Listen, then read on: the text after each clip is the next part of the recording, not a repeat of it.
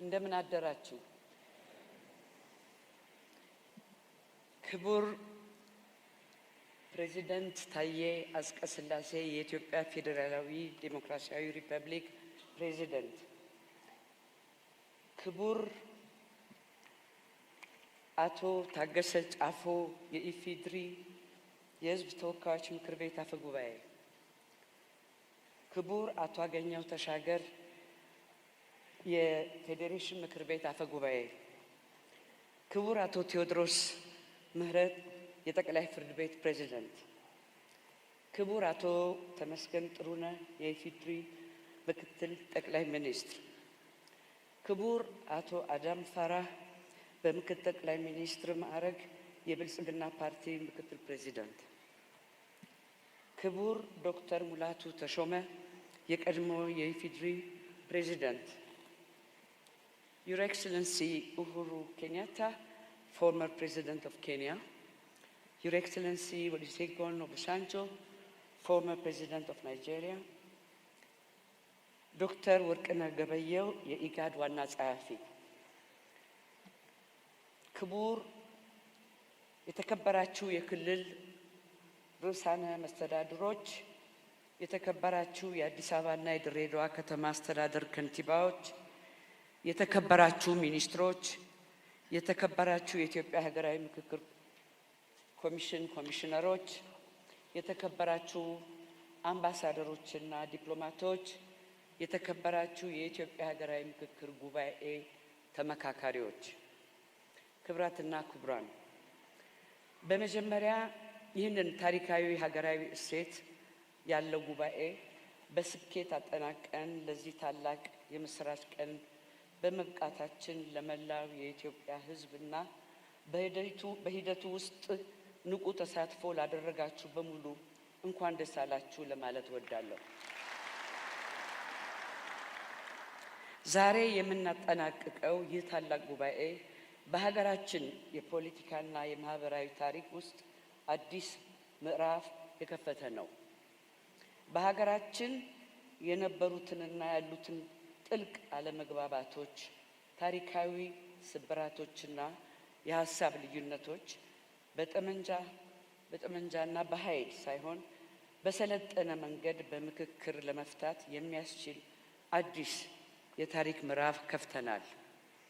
ይህ ሂደት የኢትዮጵያ ልጆች በመሰረታዊና ሀገራዊ ጉዳዮች ዙሪያ ለዘመናት ያጋጠሟቸውን ያለመግባባትና የሀሳብ ልዩነት ፈተናዎች በኃይል ወይንም በመገፋፋት ሳይሆን በምክክር፣ በመደማመጥ እና በጋራ ጥበብ ለመፍታት እንደሚችሉ በተግባር ያረጋገጡበት አዲስ የፖለቲካ ባህል ነው። በሀገራዊ ምክክር ጉባኤ አሳታፊና አካታች በሆነ መልኩ እንዲካሄድ ተደርጓል። ማንኛውም የህብረተሰብ ክፍል ሳይገለል የሁሉም ድምፅ እንዲሰማና እንዲከበር በትኩረት ተሰርቷል።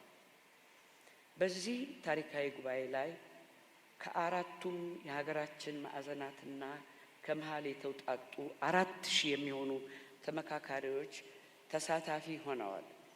እነዚህ ተሳታፊዎች ከህብረተሰብ ክፍሎች፣ ከፖለቲካ ፓርቲዎች፣ ከተለያዩ ተቋማትና ማህበራት፣ ከመንግስት አካላት፣ ከታዋቂ ሰዎች፣ ከቀድሞ ታጣቂዎች እንዲሁም ከዲያስፖራው ማህበረሰብ የተወከሉ በመሆናቸው ጉባኤው የመላው ኢትዮጵያ እውነተኛ መድረክ እንዲሆን አድርጎታል። የተከበራችሁ የጉባኤው ተሳታፊዎች፣ ክቡራትና ክቡራን፣ ከሐምሌ 8 ቀን ጀምሮ ነሐሴ 16 2018 ድረስ እየተጠናቀቀ ባለው የኢትዮጵያ ሀገራዊ ምክክር ጉባኤ ሀገራችንን ወደፊት ለማሻገርና ዘላቂ መፍትሄ ለማምጣት በሚያስችሉ በ8 ዋና ዋና አጀንዳዎች ላይ ሰፊና ጥልቅ ምክክሮች ተካሂደዋል። እነዚህ አጀንዳዎች የሀገራችንን መሰረታዊ ችግሮችን የዳሰሱና ለነገዋ ኢትዮጵያ መሰረት የሚጥሉ ናቸው። በዋናነትም በሀገር ግንባታ፣ በመንግስት አወቃቀርና ቅርጽ፣ በፌዴራል ከተሞች፣ በሃይማኖት ጉዳዮች፣ በተቋማት ግንባታ፣ በማህበራዊና ኢኮኖሚያዊ እንዲሁም የአርሶ አደሮችና አርብቶ አደሮች ጉዳዮች፣ በሰላም ግንባታ፣ በሙስናና መልካም አስተዳደር አጀንዳዎች ዙሪያ ሰፋፊ ምክክሮች ተደርገዋል። በእነዚህ ጉዳዮች ላይ የተካሄደው ምክክር ቀላል አልነበረም። ልዩ ልዩ ሀሳቦች ተንጸባርቀዋል። የእይታ ልዩነቶች ተገልጸዋል። በአንዳንድ ጉዳዮችም ጥልቅ የሀሳብ ልዩነቶች ታይተዋል። ይሁን እንጂ የዚህ ጉባኤ ትልቁ ስኬት ሁላችንም በአንድ ሀሳብ መስማማታችን ብቻ ሳይሆን በሀሳብ ልዩነት ውስጥም ቢሆን እርስ በርስ መደማመጥ፣ መከባበር እና ለሀገራችን የተሻለ መፍትሄ በጋራ መፈለግ መቻላችን ነው። እነዚህን አጀንዳዎች መነሻ በማድረግ ኢትዮጵያን አሁን ካለችበት ፈተና አውጥተው ወደ ተሻለና አዲስ ምዕራፍ የሚያሻግሩ እጅግ የላቁና ጠቃሚ ምክር ሀሳቦች መፍለቅ ችለዋል። ለዚህ ታላቅ ስኬት የበቁት ተመካካሪዎች ላሳዩት ከፍተኛ ቁርጠኝነትና የሀገር ፍቅር ምስጋናችን ወሰን የለውም። ሙሉ አቅማችሁን፣ ጊዜያችሁን፣ እውቀታችሁን ለምክክሩ ሰጥታችሁ በኃላፊነት ተመካክራችኋል። ሀሳባችሁን በነፃነት ገልጻችኋል። የሌሎችንም ሀሳብ በትዕግስት አዳምጣችኋል። ከራሳችሁ አመለካከት በላይ የሀገርን የጋራ ጥቅም በማስቀደም ያሳያችሁት ኃላፊነት ለትውልድ የሚተላለፍ ትልቅ ምሳሌ ነው። ለዚህም ኢትዮጵያ ታመሰግናችኋለች። በእርግጥም ኢትዮጵያ ትላለች። ክቡራትና ክቡራን፣ በመጨረሻም ይህ ሀገራዊ ምክክር በዛሬው ዕለት ሲጠናቀቅ ትልቅ ውጤታችን የምክር ሀሳቦች ስብስብ ብቻ አይደለም። ከምንም በላይ በኢትዮጵያ ውስጥ የሚታዩ አለመግባባቶችንና የሀሳብ ልዩነቶችን በምክክር በውይይትና በመደማመጥ የመፍታት ባህል እንዲዳብር መሰረት የጣለ መሆኑ ነው። ከእንግዲህ ልዩነቶቻችን የመለያያ ሳይሆን የመበልጸጊያ፣ የመመካከሪያ አጀንዳዎችን የሚሆኑበት መንገድ አመላክቶናል። ይህ የጀመርነው የመደማመጥና የመከበር ባህል አብቦና ፈክቶ ለትውልድ የሚሻገር ዘላቂ እሴታችን ይሆን ዘንድ የሁላችንም ጥረትና ቁርጠኝነት ያስፈልጋል። ከዚህ ምክክር ውስጥ ኢትዮጵያን ወደ ተሻለ ነገ ለማሻገር የሚረዱ በርካታ ምክር ሀሳቦች ፈልቀዋል። እነዚህ ምክር ሀሳቦች የተለያዩ ድምጾች፣ ልምዶችና የሕዝብ ፍላጎቶች ውጤቶች ናቸው። ይህንን ታላቅ ሀገራዊ ሂደት ወደሚቀጥለው የተግባር ምዕራፍ ለማስተላለፍና የተገኙት ሀሳቦች ለሀገራችን መሻሻል እንዲውሉ የሁላችንም ትኩረትና ኃላፊነት ይጠይቃል። የኢትዮጵያ ሀገራዊ ምክክር ኮሚሽን በከፍተኛ ጥረት የተገኙት ምክር ሀሳቦች በመንግስትና በሚመለከታቸው አካላት ሁሉ ተግባራዊ እንደሚደረግ ያምናል። ይህ ጉባኤ የአዲስ ባህል መጀመሪያ ነው። በኢትዮጵያ የሚታዩ አለመግባባቶችና የሀሳብ ልዩነቶች በምክክር የመፍታት ባህል እንዲዳብር መሰረት ጥሏል። ከዛሬ በኋላም ልዩነቶቻችንን ሊታረቁ እንደሚችሉ ጉዳዮች ተመልክተን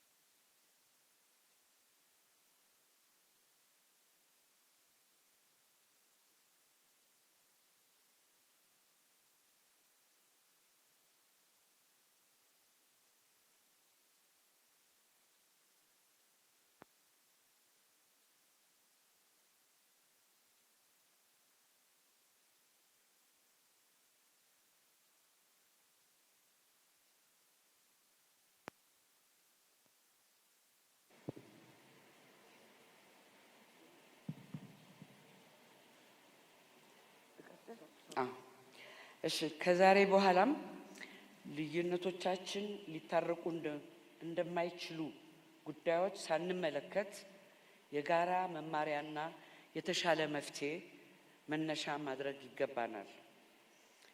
የምንለያይበት ጉዳይ ቢኖርም የምንጋራት አገር አንድ ናት። የምንፈልገውም ለልጆቻችንና ለመጪው ትውልድ የተረጋጋች፣ ሰላማዊት፣ ፍትሃዊት፣ የበለጸገች ኢትዮጵያን ማስተላለፍ ነው። በመሆኑም ዛሬ ከዚህ ታላቅ መድረክ የምንወስደው ከቃላት በላይ ኃላፊነት መሆን አለበት። የጀመርነውን የመደማመጥ መንገድ ማስቀጠል፣ የፈጠርነውን የመተማመን ድልድይ ማጠናከር እና ለልዩነቶቻችን መፍትሄ ሁልጊዜ የምክክር በርን ክፍት ማድረግ የጋራ ተልዕኳችን ሊሆን ይገባል። በመጨረሻም ይህንን ታሪካዊ የሀገራዊ ምክክር ሂደት በስኬት ለማካሄድ አስተዋጽኦ ላበረከታችሁ ለፌዴራልና ለሁሉም የክልል መንግስታት፣ ለአዲስ አበባና ለድሬዳዋ ከተማ አስተዳደሮች፣ ለጸጥታና ደህንነት፣ ለትራንስፖርት፣ ለጤናና ልዩ ልዩ አገልግሎት ሰጪ ተቋማት፣ ከሁሉም በላይ ለተመካካሪዎች፣ ለአመካካሪዎች፣ ለፓነል ኦፍ ኤክስፐርት ቡድን አባላት፣ ለቃለ ጉባኤያዦች፣ ለሚዲያ አጋሮቻችን፣ ለኮሚሽኑ ባለሙያዎች፣ ሰራተኞች፣ ለበጎ ፈቃደኞች፣ ለዓለም አቀፍ አጋሮቻችንና ለሁሉም ድጋፍ ላደረጋችሁ አካላት በሙሉ በኢትዮጵያ ሀገራዊ ምክክር ኮሚሽን ስም ከፍተኛ ምስጋናዬን አቀርባለሁ። ከሁሉ በላይ ይህ የምክክር ሂደት እንዲሳካ ሁላችንንም የረዳንን ፈጣሪያችንን የኢትዮጵያ ብሔር ብሔረሰቦችና ሕዝቦች ከልብ እናመሰግናለን። ኢትዮጵያ በልጆቿ ምክክርና አንድነት ከፍ ብላ ትኑር። አመሰግናለሁ።